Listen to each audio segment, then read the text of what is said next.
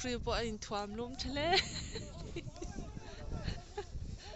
ôi lukhum lum nè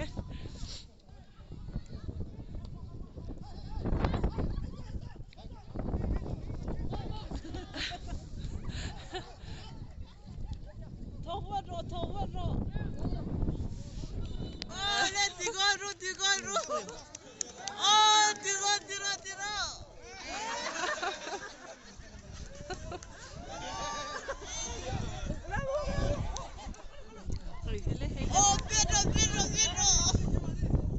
Pedro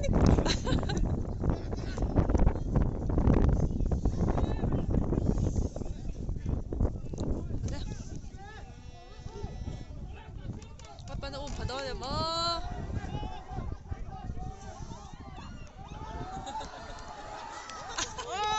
tiro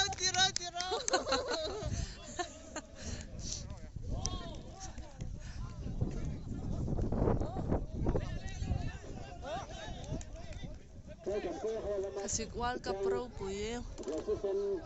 Apa na kaya kaya?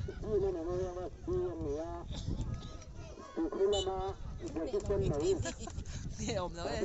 Hey, lampang. Asabi yan. Siyempre nga na.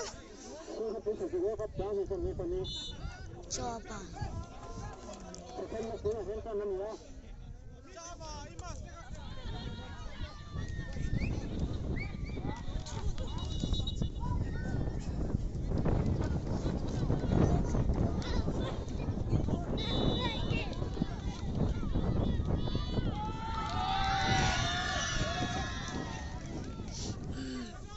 Votak kan yung votak.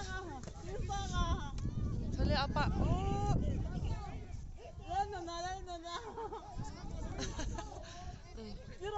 Tiro. Oh. Oli. Lisanga. Oh.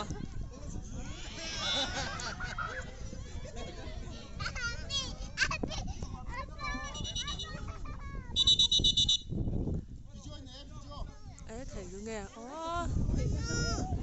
Nghe bà lâu tràn xí. Lâu giang đậu. Oh. Trăng ru. Oh, le. Oh.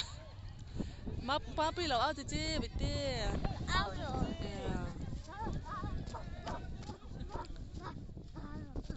Number 10 gila dito ada nilero. Nha. Lan lumahar veng chu votak kan votak. Roya. Ora. Ani jang le.